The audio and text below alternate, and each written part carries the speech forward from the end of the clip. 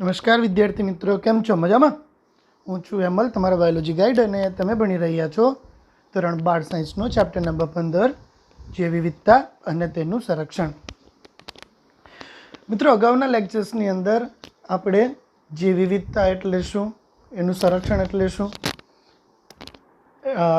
જૈવ વિવિધતાના 3 પ્રકાર, જનીન વિવિધતા, જાતિ વિવિધતા અને નિવસન તંત્રીય વિવિધતા. પછી ઓલ ઓવર કેટલી જાતિઓ ઓળખાયેલી છે, કેટલી જાતિઓ ઓળખવાની બાકી છે, ભારતની જે વિવિધતા શું છે, એ અંગે આપણે વાત કરી. હવે એ જ કરીને આપણે આગળ વધારીએ.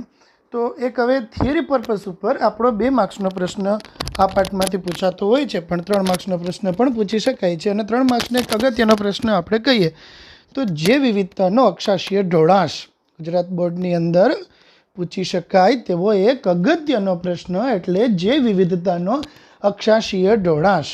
Okay, latitudinal gradient of the biodiversity. Theory purpose ઉપર આજે જે 2 પ્રશ્નો તમને ભણાવીશ, બંને પ્રશ્ન થિયરી પર્પઝ ઉપર આપણે યાદ રાખવાના થાય. ખાલી ઓબ્જેક્ટિવ પર્પઝ ઉપર નહીં, MCQ લેવલ ઉપર નહીં, પરંતુ થિયરી પણ આ પાઠની અંદર આપણે પાકી કરવાની થાય છે. અને ગુજરાત બોર્ડનું પેપર તો આપણે દેવાનું જ છે. એટલે પછી આપણે એમ વિચાર કરીએ કે અત્યારે કોઈ વસ્તુને આપણે MCQ લેવલ ઉપર પાકી કરીએ અને પછી છેલ્લે આપણે થિયરી પર્પઝ ઉપર પાકી કરશું, તો it's not possible at all. કારણ કે જો અત્યારે પાકું થઈ ગયું તો થઈ ગયું, પછી છેલ્લે આપણે જ્યારે રાઉન્ડ ટેસ્ટ ને એવું બધું બધી સ્કૂલ્સની અંદર લેવાતું હોય છે ત્યારે કદાચ એવું બને કે એક દિવસની અંદર તમને 3 પાઠ પાકા કરવાના થાય. હવે અત્યારે આપણે એક દિવસની અંદર 2 પ્રશ્ન પાકા કરવા વધારે કમ્ફર્ટેબલ રહીએ, જ્યારે એક દિવસની અંદર 3 પાઠ આપણે કોઈથી પાકા કરી શકીએ નહીં. એટલે જે થિયરી પર્પઝ ઉપર વસ્તુ પૂછાતી હોય છે એને અત્યારથી જ થિયરીના લેવલ ઉપર જ બેઠા વિધાન પાકા થઈ શકે એવો પ્રયત્ન આપણે કરવાનો રહે. તો પ્રશ્નનું આપણે નામ છે, પ્રશ્ન તમને કંઈક આવો રહેશે કે જૈવ વિવિધતાનો અક્ષાંશીય ઢોળાશ સમજાવો. સરસ પ્રશ્ન છે, ઇન્ટરેસ્ટિંગ પણ ખરો. હવે જોજો, વનસ્પતિઓ અને પ્રાણીઓની વિવિધતા છે ને એ આખી દુનિયામાં એકસરખી રહેતી નથી.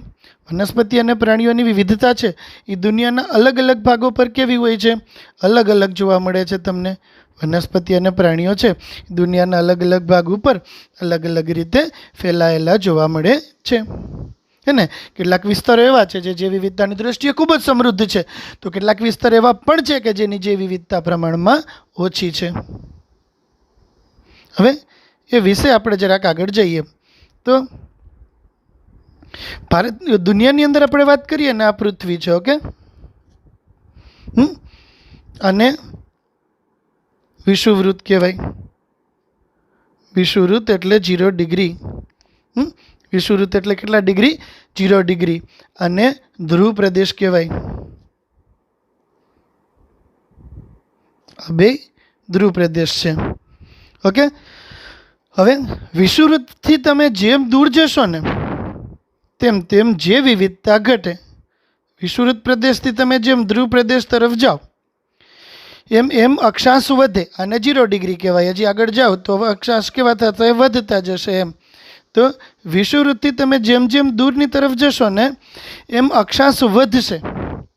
જોજો, વિષુવવૃત્તથી ઉપર દૂર જાઓ કે નીચે દૂર જાઓ, વેરેવર યુ ગો, કંઈ ફેર નહીં પડે. વિષુવવૃત્તથી તમે જેમ જેમ દૂર જશો ને એમ એમ અક્ષાંશ વધે. અક્ષાંશ વધે ને એટલે તાપમાન ઘટે, અને તાપમાન ઘટે ને એટલે જૈવ વિવિધતા ઘટે છે. આને કહેવાય જૈવ વિવિધતાનો અક્ષાંશીય ઢોળાશ. વિષુવવૃત્ત છે એ પૃથ્વીના મધ્યમાંથી પસાર થાય, એને 0 ડિગ્રી અક્ષાંશ કહેવામાં આવે. હવે વિષુવવૃત્તથી તમે જેમ જેમ દૂર જતા જશો તેમ તેમ અક્ષાંશ વધશે. વિષુવવૃત્તે 0 ડિગ્રી, બરાબર, ઉપર જાઓ કે નીચે જાઓ અક્ષાંશ વધવાના જ છે. વિષુવવૃત્તથી તમે જેમ જેમ દૂર જશો તેમ તેમ અક્ષાંશ વધશે. અક્ષાંશ વધે ને એમ એમ તાપમાન ઘટે, અને તાપમાન ઘટે એટલે તેના સાથે સંકળાયેલી જૈવ વિવિધતામાં પણ ઘટાડો થાય છે. સમજાય છે એક વસ્તુ? વિષુવવૃત્તથી તમે જેમ જેમ દૂર જતા જશો તેમ તેમ તાપમાન તેમ તેમ અક્ષાંશ વધશે. અક્ષાંશ વધશે એટલે તાપમાન ઘટશે. તાપમાન ઘટશે એટલે તેની સાથે સંકળાયેલી જૈવ વિવિધતામાં પણ નોંધપાત્ર ઘટાડો થાય છે. ઓકે, આ જ વસ્તુ તમને એક્ઝામ્પલ દઈને આપણે સમજાવશે. અહીંયા જે વિષુવવૃત્તીય વિસ્તાર છે ને એ 23.5 ઉપરવાળો હોય ને, આને કહેવાય 23.5 નોર્થ, અને કહેવાય 23.5 સાઉથ.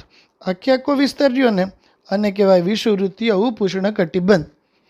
ઓકે, 0 ડિગ્રી એટલે સેન્ટરમાંથી, રાઈટ. હવે એનાથી 23 ડિગ્રી 23.5 ઉપર એટલે સાઉથ નોર્થમાં જાઓ અને 23.5 નીચે એટલે સાઉથમાં જાઓ. અહીંયા આગળ તમે જોશો ને તો આને આપણે વિષુવવૃત્તનો ઉપઉષ્ણકટિબંધ કહેવામાં આવે છે. અને આ વિસ્તારની અંદર જાતિ વિવિધતા છે ને એ અન્ય વિસ્તારોની સાપેક્ષમાં વધુ સારી છે. શું કામ? કારણ કે સેન્ટરમાંથી પસાર થાય, સૂર્યના કિરણો સીધા પડે. રોજ સવારે ઉનાળો, રોજ સવારે શિયાળો, રોજ બપોરે ઉનાળો અને ડેઈલી સાંજે વરસાદ પડે. હવે કોઈ એક વિસ્તારની અંદર રોજ વરસાદ પડતો હોય તો સ્વાભાવિક છે કે એની જૈવ વિવિધતા પ્રમાણમાં વધુ સારી જ હોય. હજી આની જૈવ વિવિધતા વધુ શું કામ સારી છે અન્ય દેશોની સાપેક્ષમાં, અન્ય વિસ્તારોની સાપેક્ષમાં, એ આના પછીના પ્રશ્નની અંદર આપણે જોવાનું છે.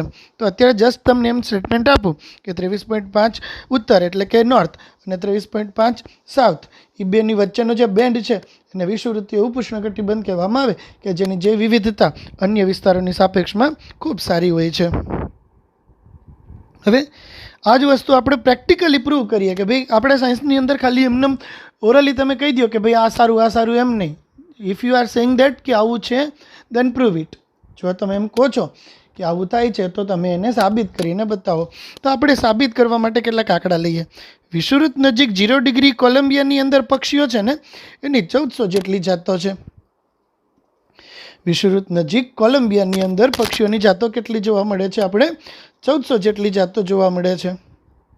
હવે આ જ જાત જોજો 41 ડિગ્રી નોર્થ ન્યુયોર્ક પાસે તમે જોશો ને તો ઘટીને 105 થઈ ગઈ.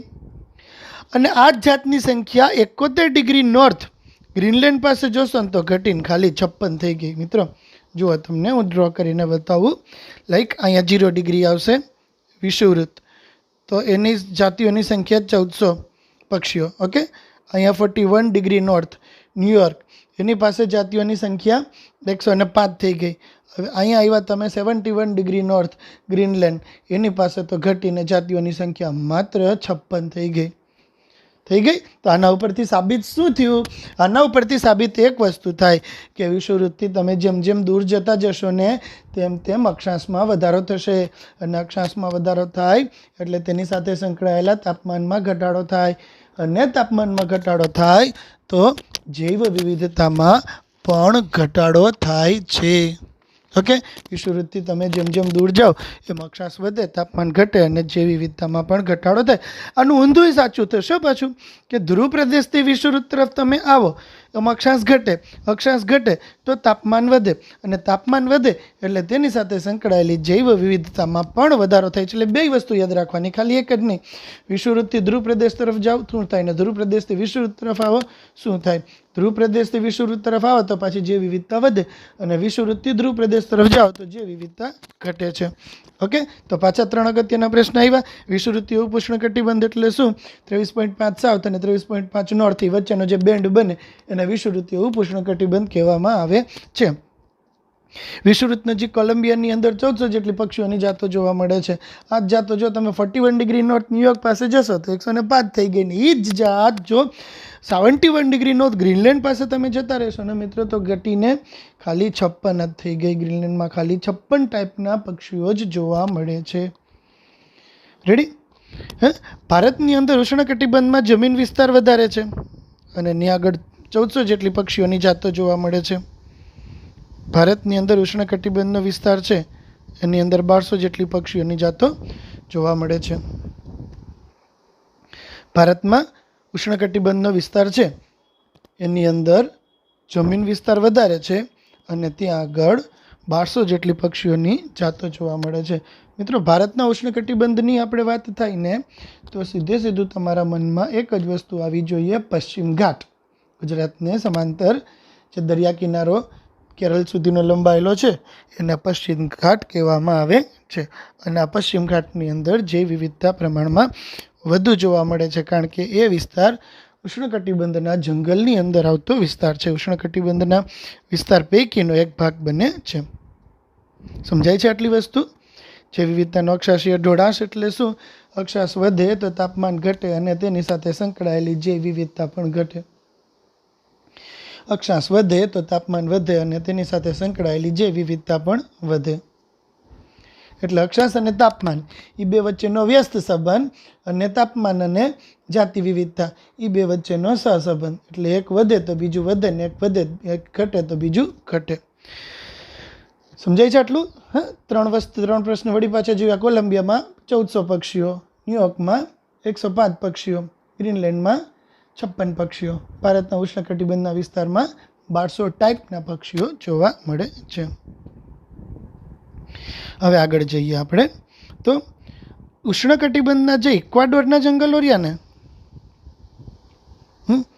એની અંદર વાઘ પેશીધારી વનસ્પતિઓની સંખ્યા યુએસએના મધ્ય પશ્ચિમ વિસ્તારમાં આવેલા સમશીતોષ્ણ કટિબંધના વિસ્તાર કરતાં 10 ગણી વધારે છે. રાઈટ.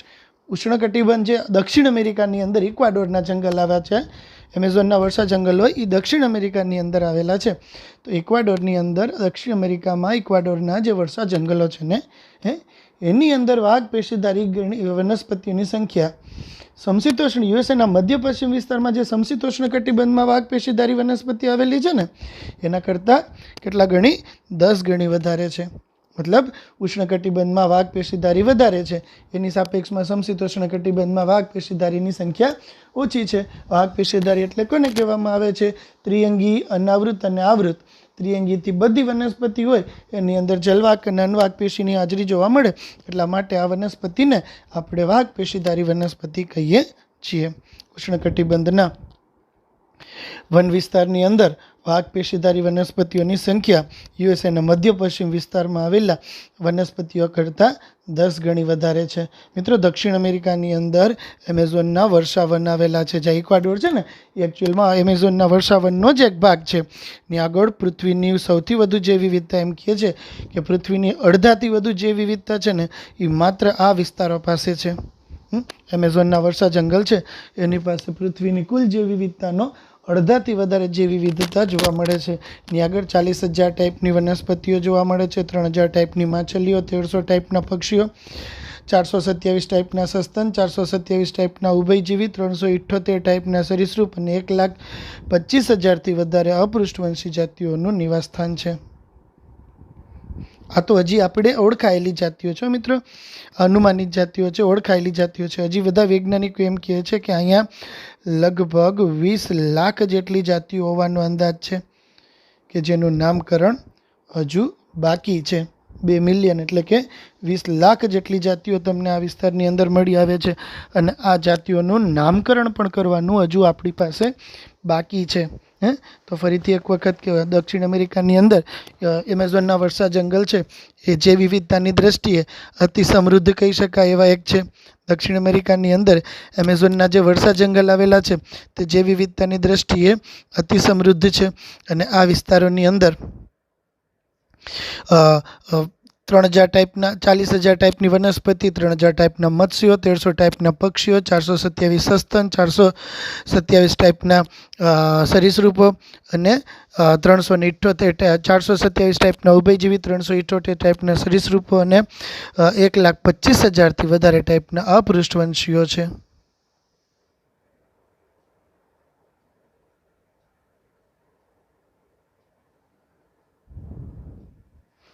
ઓકે, ચાલ આગળ. હવે કે હજી જે આ જાતો આપણે કહીએ છીએ ને, એ તો હજી કંઈ નથી.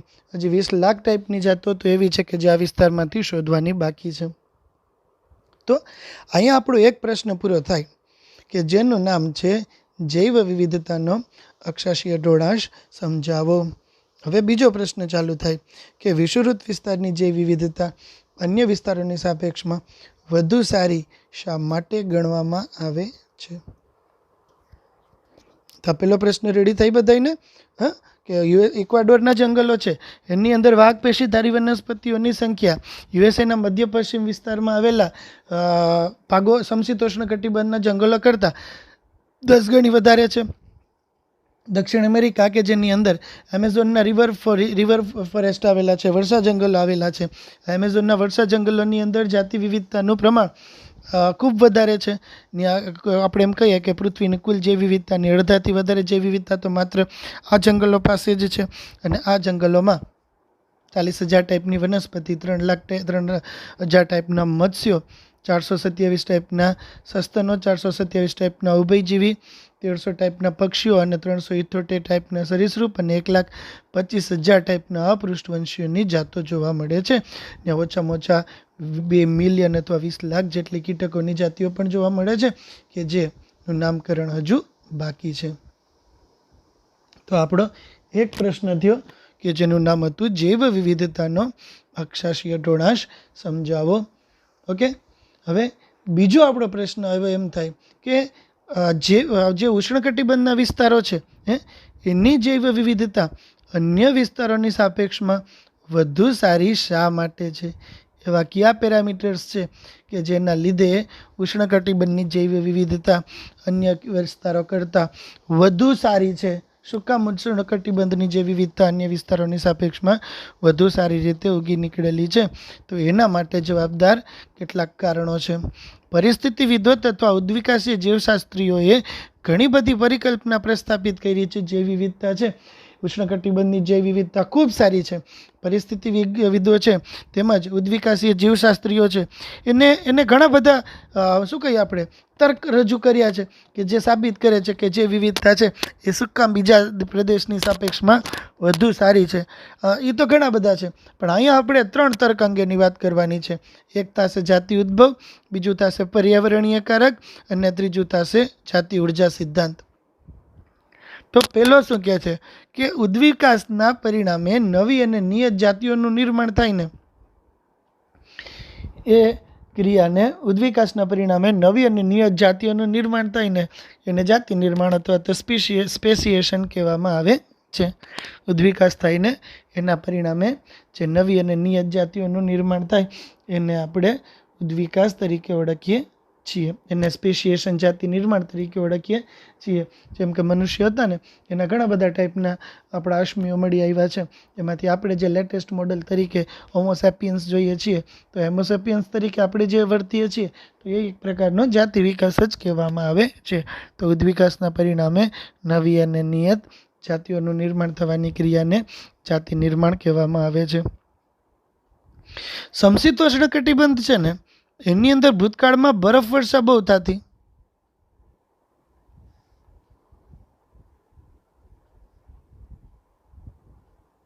વિચાર કરો તમે, બરફ વર્ષા વધારે હોય તો ટેમ્પરેચર ડાઉન અને હમણાં જ આપણે જોયું કે જો ટેમ્પરેચર ડાઉન હોય તો સ્વાભાવિક છે કે જે વિવિધતા કેવી હોય ઓછી જ હોય. એનાથી વિપરીત ઉષ્ણકટિબંધીય વિસ્તારો છે ને એ કોઈ પણ પ્રકારના ખલેલ વગર રહ્યા, લાખો વર્ષો સુધી કોઈ પણ પ્રકારના ડિસ્ટર્બન્સ વગર રહ્યા. એટલા માટે તેને ઉદ્વિકાસ કરવા માટેનો સમયગાળો મળી રહ્યો. ઉષ્ણકટિબંધના વિસ્તારો છે ત્યાં એટલા બધા ગીચ વનસ્પતિ જોવા મળે છે ને કે કોઈ આજથી તમે આજે તો આપણી પાસે નેવિગેશન છે, જીપીઆરએસ નેવિગેશન તમારી પાસે અવેલેબલ છે, સારી એવી ટેકનોલોજી અવેલેબલ છે એટલે તમે એ જ વિસ્તારમાં જવા વિશે વિચાર કરી શકો છો. પણ આજથી અમુક વર્ષો પહેલાંની આપણે વાત કરીએ તો ત્યાં આગળ જવું જ પોસિબલ નહોતું. ત્યાં કેટલા ટાઈપના 1 કરોડ ટાઈપના તો કીટક ત્યાં જોવા મળે છે, 1 થી 2 કરોડ ટાઈપના કીટક ત્યાં જોવા મળે. ને હવે કયું કીટક આપણે શું કરી નાખશે એ આપણે ખબર જ નથી પડતી કે આપણે ત્યાં જઈએ ને આપણે કીટકની ઝેરી અસરથી મરી જઈએ તો. એટલે વર્ષો સુધી કોઈ એ વિસ્તારમાં ગયું જ નહીં. હવે કોઈ વિસ્તારમાં ગયું નહીં એટલે એ વિસ્તાર કોઈ પણ પ્રકારના ખલેલ, કોઈ પણ પ્રકારના ડિસ્ટર્બન્સ વગર પડ્યો રહ્યો. ડિસ્ટર્બન્સ વગર તમે કોઈ પણ વિસ્તારને રાખી દો તો સ્વાભાવિક છે કે એની જે વિવિધતા તો વધવાની જ છે. આપણે અહીંયા જંગલો છે તો જંગલને જો તમે કોઈ પણ પ્રકારનું ડિસ્ટર્બન્સ નહીં આપો, અભયારણ્ય અને રાષ્ટ્રીય ઉદ્યાન આપણે બનાવીએ તો એમાં શું કરીએ છીએ? એ જ કામ કરીએ છીએ. બીજું આપણે કાંઈ ના કરવાનું હોય, ખાલી જંગલની અંદર જે અવેલેબલ વનસ્પતિ છે એને કોઈ તોડે નહીં એટલે એની જે વિવિધતા વધી જાય. એટલે ભૂતકાળમાં આ વિસ્તાર કોઈ પણ પ્રકારના ખલેલ વગર રહ્યો, કોઈ પણ પ્રકારના ડિસ્ટર્બન્સ વગર રહ્યો. એટલા માટે એની જે વિવિધતા બીજા વિસ્તારોની સાપેક્ષમાં વધુ સારી થઈ ગઈ. રાઈટ. સમશીતોષ્ણ કટિબંધની આપણે વાત કરીએ ને તો સમશીતોષ્ણ કટિબંધમાં ઋતુઓ સ્પષ્ટ હોય. શિયાળો, ઉનાળો, ચોમાસું એવી ઋતુઓ બધી સ્પષ્ટ હોય સમશીતોષ્ણ કટિબંધની અંદર.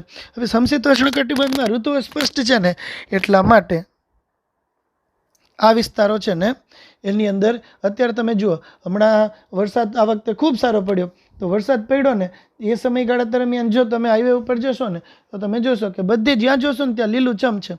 એની સાપેક્ષમાં શિયાળા દરમિયાન જે વિવિધતા પ્રમાણમાં ઓછી, અને અત્યારે ઉનાળો હવે ચાલુ થશે તો જે વિવિધતા હાવ ઓછી થઈ જશે. જોકે આ વર્ષે તો વરસાદ હતો એટલે ક્યાંક તમને ક્યાંક વનસ્પતિ મળી આવે. બાકી તમે ઉનાળા દરમિયાન જો મે મહિનાની અંદર હાઈવે ઉપર નીકળો તો ક્યાંય તમને એક વનસ્પતિની જાત જોવા મળે નહીં.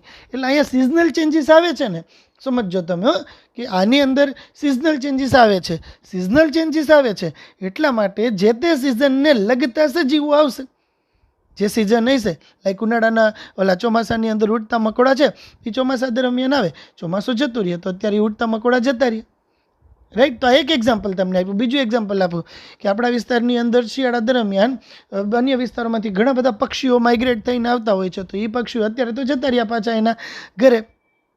તો શિયાળા દરમિયાન જે વિવિધતા વધારે હતી, વળી અત્યારે પક્ષીઓની જે વિવિધતા ઓછી. ઉનાળા દરમિયાન કીટકોની જે વિવિધતા વધારે, ચોમાસા દરમિયાન કીટકોની જે વિવિધતા વધારે હોય એ જે વિવિધતા અત્યારે ઓછી થઈ ગઈ.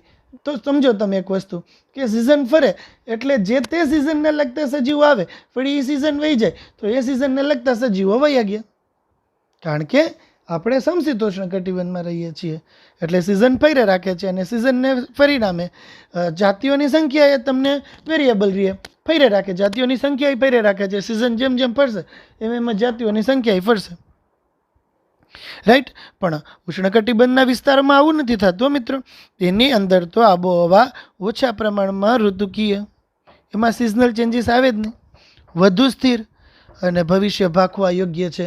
ઉષ્ણકટિબંધની જે વિવિધતા છે એ અન્ય વિસ્તારોની સાપેક્ષમાં વધુ સ્થિર છે, ઓછા પ્રમાણમાં ઋતુકીય છે અને ભવિષ્ય ભાખી શકાય એવી હોય છે. અને આ પ્રકારની જે વિવિધતા છે એ કોઈ પણ પ્રકારના સજીવો છે એને જીવવા માટે વધુ અનુકૂલિત રહે ને એવી હોય છે. એટલે કે ત્યાં આગળ તમને કોઈ પણ પ્રકારના સિઝનલ ચેન્જીસ આવતા નથી. સિઝનલ ચેન્જીસ નથી આવતા એટલે હું તમને શું કહું છું કે આપણે અહીંયા ચોમાસાની અંદર જે કાળા ઉડતા મકોડા હતા એ કાળા ઉડતા મકોડા અત્યારે વયા ગયા, પણ ત્યાં તો રોજ ચોમાસું છે એટલે એને ઉડતા મકોડા ત્યાં થ્રુ આઉટ યર જોવા મળશે. સમજાય છે એક વસ્તુ કે એની જે વિવિધતા છે એ સ્ટેડી છે. આપણી જે વિવિધતા છે એ સમય સાથે ફરતી રહે છે એટલે કે વેરિયેબલ છે, પણ એમની જે વિવિધતા કેવી છે? સ્ટેડી છે, થ્રુ આઉટ યર એક સરખી. આપણી જે વિવિધતા વેરિયેબલ શું કામ છે? કારણ કે વર્ષ દરમિયાન પર્યાવરણીય પરિસ્થિતિ જુદી જુદી છે. એટલે જે સજીવો જે પર્યાવરણીય પરિસ્થિતિ સાથે રહેવા માટે અનુકૂલિત થયેલા છે એ સજીવો રહેશે, અને જે સજીવો આવું અનુકૂલન નહીં સાધી શકે એ જતા રહેશે. રાઈટ. પણ અહીંયા તો સિઝનલ ચેન્જીસ છે જ નહીં. સિઝનલ ચેન્જીસ નથી એટલે થ્રુ આઉટ યર તમને એક જ ટાઈપનું એટમોસ્ફિયર જોવા મળે છે, અને થ્રુ આઉટ યર એક જ ટાઈપનું એટમોસ્ફિયર જોવા મળે છે. એટલા માટે એની જે વિવિધતા પણ વધુ સારી રહે છે. રાઈટ. આવું સ્થિર પર્યાવરણ છે ને એ અલગ અલગ જાતિઓને સ્યુટેબલ રહે, એમ કે વેરિયેબલ ના રહે ને તો મજા આવે. આપણું કેમ મૂડ, આપણો એક ટીચર તરીકે અમે વાત કરું હું તમને કે ભાઈ એક ટીચર તરીકે અમારો મૂડ કેવો રહેવો જોઈએ? એક ટીચર તરીકે અમારો મૂડ સ્ટેબલ રહેવો જોઈએ. કાંઈ વેરિયેબલ ના રહેવું જોઈએ મૂડની અંદર કે ભાઈ ઘરે ગમે એ વસ્તુ થતી હોય, અમારે સ્કૂલની અંદર ક્લાસની અંદર એન્ટર થઈએ એટલે એ અમારે કેરેક્ટરની અંદર આવી જ જવું પડે. રાઈટ. કે ઓફિસની અંદર ગમે એ થયું હોય, સ્ટાફની અંદર ગમે એ વસ્તુ થઈ હોય, પણ અમે જેવા ક્લાસની અંદર આવીએ એવું અમારે સ્ટેબલ થઈ જવું પડે. તો વેરિયેબલ વસ્તુ જેટલી હશે એટલી અનુકૂલન ઓછું હશે, પણ જેટલું સ્ટેબિલિટી હશે એટલું અનુકૂલન વધારે હશે.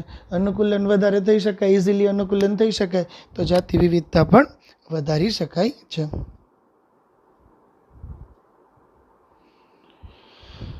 વિષુવવૃત્તીય વિસ્તારોમાં સૂર્ય ઉર્જા સારી મળે. વિષુવવૃત્તીય વિસ્તારોમાં સૂર્ય ઉર્જા સારી મળે, અને વિષુવવૃત્તીય વિસ્તારોમાં સૂર્ય ઉર્જા સારી મળે ને એટલા માટે પ્રકાશ સંશ્લેષણ વધારે થાય. પ્રકાશ સંશ્લેષણ વધારે થાય તો વનસ્પતિની ઉત્પાદકતા વધે, અને વનસ્પતિની ઉત્પાદકતામાં વધારો થાય તો સાથોસાથ પ્રાણીઓની ઉત્પાદકતા પણ વધી જ જાય છે. જો વનસ્પતિની ઉત્પાદકતા વધે તો તેની સાથે સંકળાયેલી પ્રાણીઓની ઉત્પાદકતા એ વધવાની છે. એટલે ઓલ ઓવર જે વિવિધતામાં વધારો થાય છે, ને તો ફરીથી એક વખત આપણે 3 પ્રશ્નો જોયા. પહેલો પ્રશ્ન આપણે એમ હતો કે પહેલી ટોપિક આપણે એમ હતી કે જે વિવિધતા છે એ વિષુવવૃત્તની અન્ય વિસ્તારોની સાપેક્ષમાં વધુ સારી એટલા માટે છે કારણ કે સમશીતોષ્ણ કટિબંધમાં ભૂતકાળમાં બરફ વરસાદ થતી હતી અને ઉષ્ણકટિબંધની અંદર જે વિસ્તારો છે ને એ ભૂતકાળમાં કોઈ પણ પ્રકારના ખલેલ વગર રહ્યા, એટલે કોઈ એની અજય અને એને ડિસ્ટર્બ જ ના કર્યા, એટલા માટે એની જે વિવિધતા ખૂબ વધી ગઈ. હવે સમશીતોષ્ણ કટિબંધની અંદર બરફ વર્ષા બહુ થતી હતી, એની સાપેક્ષમાં ઉષ્ણકટિબંધની આબોહવા છે ને એ ઓછા પ્રમાણમાં ઋતુકીય, વધુ સ્થિર, આગાહીક્ષમ અને ભવિષ્ય ભાકી શકાય ને એવી હતી. અને આવી સ્થિર આબોહવા હોય ને એ કોઈ પણ પ્રકારના જીવન છે એને અનુકૂલિત થવા માટે વધુ મદદરૂપ થાય છે, એટલા માટે એની જે વિવિધતા અન્ય વિસ્તારોની સાપેક્ષમાં વધુ ગઈ છે. અને ત્રીજું કે ઉષ્ણકટિબંધના વિસ્તારોમાં સૂર્ય ઉર્જા વધારે મળે તો પ્રકાશ સંશ્લેષણ વધારે થાય, અને પ્રકાશ સંશ્લેષણ વધારે થાય છે ને એટલા માટે વનસ્પતિની પ્રોડક્ટિવિટી વધારે, અને જો વનસ્પતિની પ્રોડક્ટિવિટી વધારે હોય તો અલ્ટિમેટલી પ્રાણીઓની પ્રોડક્ટિવિટી ઉપર પણ અસર થાય છે. વનસ્પતિની પ્રોડક્ટિવિટી વધારે હોય તો પ્રાણીઓની પ્રોડક્ટિવિટી પણ અલ્ટિમેટલી વધી જ જાય છે. ઓકે, તો આને આપણે કહીશું જાતિ ઉર્જા સિદ્ધાંત. હવે ત્રીજો આપણે જોવાનું છે ને એના પછીનો એક ટોપિક છે ને એ ગુજરાત બોર્ડના MCQ માટે અને નીટના MCQ માટે વધુ અનુકૂળ રહે ને એવો એક ટોપિક છે જાતિ વિસ્તાર સંબંધ. Area species area relationship. જાતિ અને વિસ્તારને જાતિઓને એકબીજા સાથે શું કન્સર્ન છે MCQ લેવલ ઉપર, અને થિયરીમાં દઈ દે કે જે વિવિધતા સમજાવતો જાતિ વિસ્તાર સંબંધ ગ્રાફ સહિત સમજાવો. જે વિવિધતા સમજાવતો જાતિ વિસ્તાર સંબંધ ગ્રાફ સહિત સમજાવો. જર્મન પ્રકૃતિવિદ અને ભૂગોળશાસ્ત્રી હતા એલેક્ઝાન્ડર વોન હમ્બલ્ટ. એલેક્ઝાન્ડર વોન હમ્બલ્ટ કોણ હતા? જર્મન પ્રકૃતિવિદ અને ભૂગોળશાસ્ત્રી.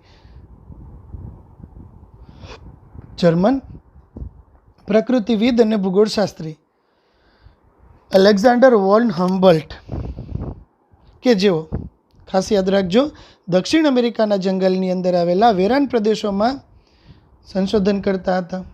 એનું સ્ટડીઝ ક્યાંની અંદર હતું? દક્ષિણ અમેરિકાના જંગલોના વેરાન પ્રદેશોમાં તેઓ પોતાનું સ્ટડીઝ કરતા હતા. મિત્રો, એને એવું કીધું કે શોધખોળ માટેનો વિસ્તાર તમે જેમ વધારતા જશો ને તેમ તેમ જાતિ સમૃદ્ધિમાં વધારો થશે, પણ એક લિમિટ સુધી જ. શોધખોળ માટેનો વિસ્તાર તમે જેમ વધારતા જાઓ તેમ તેમ તમને વિવિધતા વધશે, નો ડાઉટ, પણ એક લિમિટ હોય ને, બધી જે વિવિધતાનું એક લિમિટ થઈ ગયું, એનાથી વધારે જે વિવિધતા ક્યાંય હોય નહીં, બરાબર? એટલે વિસ્તાર વધે તો જે વિવિધતા વધે, પણ આ જે વિવિધતા છે ને એ એક મર્યાદિત વિસ્તાર સુધી તમે લંબાવશો ને તો જ વધશે. પછી બહુ મોટો વિસ્તાર હશે ને તો જે વિવિધતાનો વધારો તમને નોટિસેબલ નોંધનીય વધારો જોવા મળશે નહીં. આવું કહેવાવાળા વૈજ્ઞાનિક હતા એલેક્ઝાન્ડર વોન હમ્બલ્ટ, કે જેઓ જર્મન પ્રકૃતિવિદ અને ભૂગોળશાસ્ત્રી હતા. તેમણે દક્ષિણ અમેરિકાના જંગલોમાં આવેલા વેરાન પ્રદેશોમાં પોતાનો પ્રારંભિક અભ્યાસ કર્યો. આ દરમિયાન તેમને નોંધ્યું કે સામાન્ય રીતે જેમ જેમ વિસ્તાર વધારતા જાઓ તેમ તેમ જે વિવિધતામાં વધારો થાય છે, પરંતુ આ બાબત અમુક મર્યાદા સુધી જ લાગુ પડે છે. ઓકે, હવે એરિયા અને જાતિ સમૃદ્ધિને તમે જો ગ્રાફ સ્વરૂપે રજૂ કરશો ને તો આ ગ્રાફ તમને રેક્ટેન્ગ્યુલર હાઇપરબોલા એટલે કે લંબચોરસ અતિવલય પ્રકારનો ગ્રાફ મળે છે. જોજો, આ તમારો એક ગ્રાફ મળ્યો. વિસ્તારમાં વધારો થાય તો જાતિ સમૃદ્ધિમાં વધારો થાય, એનું તમે એક ગ્રાફ સ્વરૂપે રજૂ કરો તો આ ગ્રાફ તમને કેવો મળે છે? લંબચોરસ અતિવલય પ્રકારનો ગ્રાફ મળ્યો. હવે અહીંયા તમે જોશો ને તો અમુક અહીંયા આગળથી તમે પોઈન્ટ લેશો ને તો આ બધા પોઈન્ટ્સ છે ને એ ઓવરલેપિંગ થશે. હવે ઓવરલેપિંગ પોઈન્ટ હોય તો તમે રેખાનો ઢાળ નથી શોધી શકતા. અહીંયા તમને કોઈ એક સ્પેસિફિસિટી આવશે નહીં, આ બધા ઓવરલેપિંગ પોઈન્ટ્સ થશે, એટલે એકબીજા ઉપર ચડી જતા પોઈન્ટ્સ થશે, એટલે રેખાનો ઢાળ મળશે નહીં. હવે જો તમારે રેખાનો ઢાળ ગોતવો હોય ને તો એના માટેની આપણો ક્રાઇટેરિયા શું છે કે એક સીધી રેખા મળે ને તો તમે એનો ઢાળ ગોતી શકો છો. રેખાનો ઢાળ આપણે ક્યારે ગોતી શકીએ છીએ? રેખાનો ઢાળ ગોતવા માટે સીધી રેખા હોય ને તો તમને ઢાળ મળે. તો અહીંયા જો આ પ્રકારે તમે ઢાળનું મૂલ્ય ગોતી શકો, એના આધારે કોઈ તારણ સુધી આવી શકો છો. હવે જો તમારે ઢાળ શોધવું હશે ને તો એને તમારે ઓલું જે તમે રેક્ટેન્ગ્યુલર હાઇપોબોલા લંબચોરસ અતિવલય પ્રકારનો ગ્રાફ હતો ને એના માટેનું સૂત્ર થાય S બરાબર CA/Z. પણ આ લંબચોરસ અતિવલય પ્રકારનો ગ્રાફ છે એટલા માટે તમને રેખાના ઢાળનું મૂલ્ય પ્રાપ્ત નહીં થાય, અને કદાચ થશે તો એ અમુક ઓવરલેપિંગ મૂલ્ય પ્રાપ્ત થશે. એટલા માટે રેખાના ઢાળનું મૂલ્ય શોધવા માટે તમારી પાસે ગ્રાફ છે ને એ સુરેખ હોવો જોઈએ, અને સુરેખ ગ્રાફ તમને આ સૂત્ર દ્વારા નથી મળતો. એટલા માટે તમે એને લોગ સ્કેલ ઉપર લઈ જાઓ. ઓકે, તો તમને સુરેખ ગ્રાફ મળી જશે. તો લોગ સ્કેલ ઉપર તમે એને લઈ ગયા ને તો તમને ચોલું સૂત્ર આપણું હતું S બરાબર CA/Z, એને જો આપણે લોગ સ્કેલ ઉપર લઈ જઈએ તો log S બરાબર log C plus Z log A. બરાબર, એને આપણે લોગ સ્કેલ ઉપર લઈ ગયા. ઓલું શું હતું? S બરાબર CA/Z. S બરાબર CA/Z. હવે આનું તમે ગ્રાફ બનાવ્યો તો એ તમને કેવો મળ્યો? લંબચોરસ અતિવલય પ્રકારનો, કે જેમાં તમે ઢાળનું મૂલ્ય શોધી શકતા નહોતા. ઢાળનું મૂલ્ય શોધવું હોય તો તમારી પાસે કેવો ગ્રાફ હોવો જોઈએ? સુરેખ ગ્રાફ હોવો જોઈએ. ગ્રાફને સુરેખ તમારે બનાવવો છે તો એને તમે કેના ઉપર લઈ જશો? લોગ સ્કેલ ઉપર લઈ જાઓ. આ સૂત્રને આપણે લઈ ગયા લોગ સ્કેલ ઉપર તો log S બરાબર log C plus Z log A.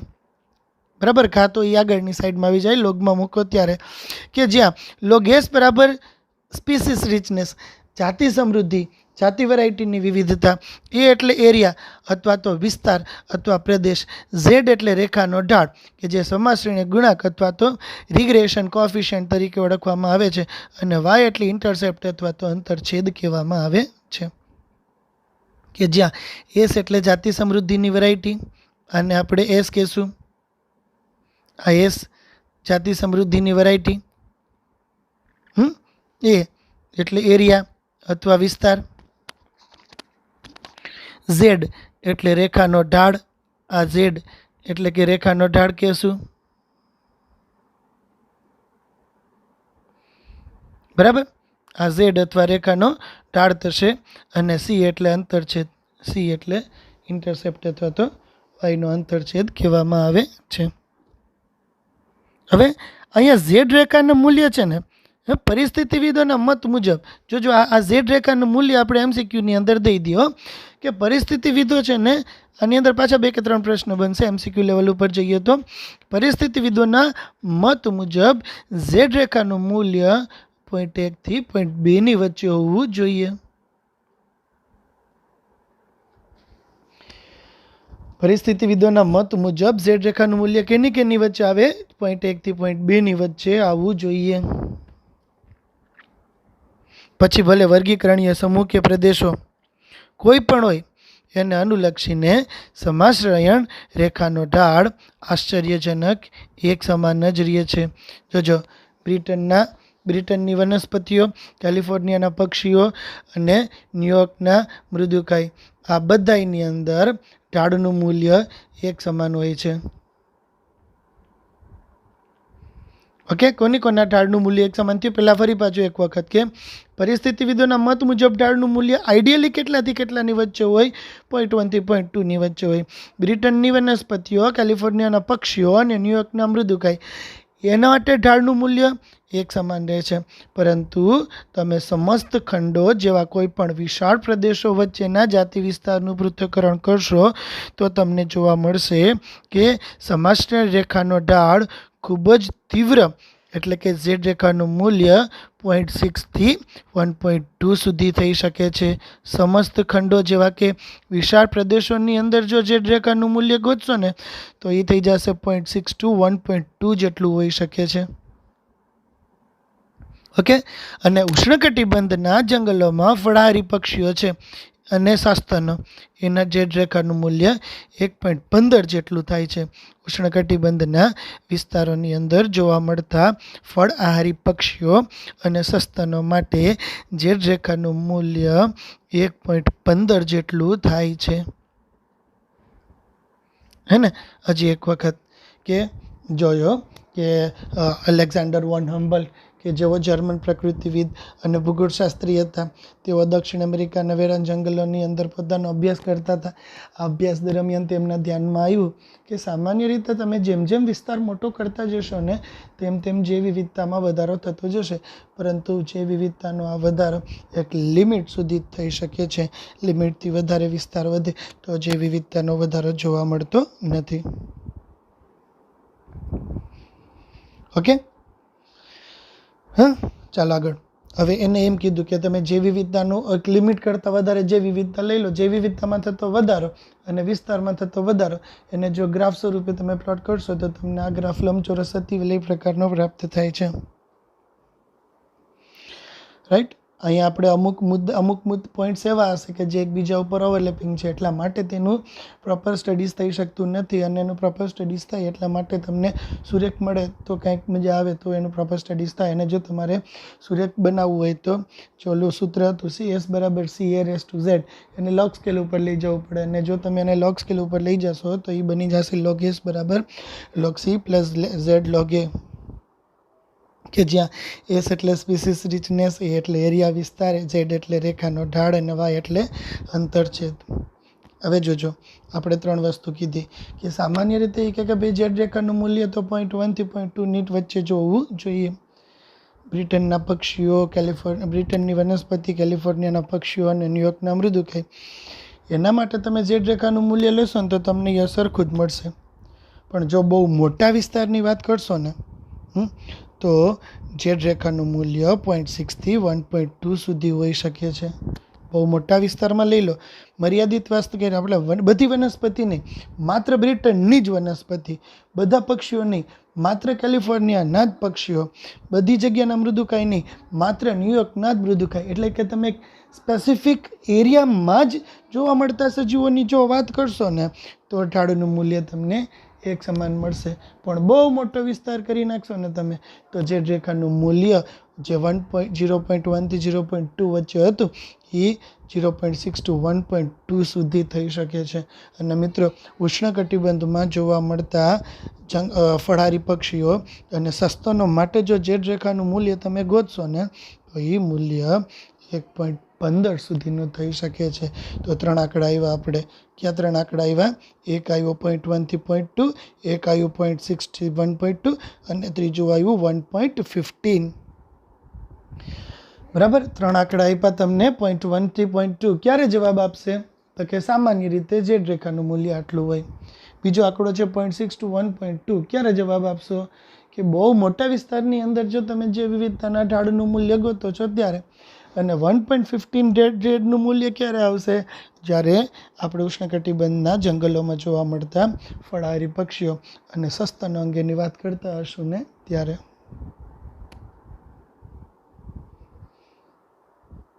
Ready? તો આ વાત આપણે કરી કે નહીં, આપણે વાત થઈ જાતિ વિસ્તાર સંબંધ. રાઈટ, કે ભાઈ અમુક વિસ્તાર સુધી જો તમે અમુક વિસ્તાર સુધી જો એરિયા વધારશો તો જ જાતિઓની સંખ્યામાં વધારો જોવા મળશે.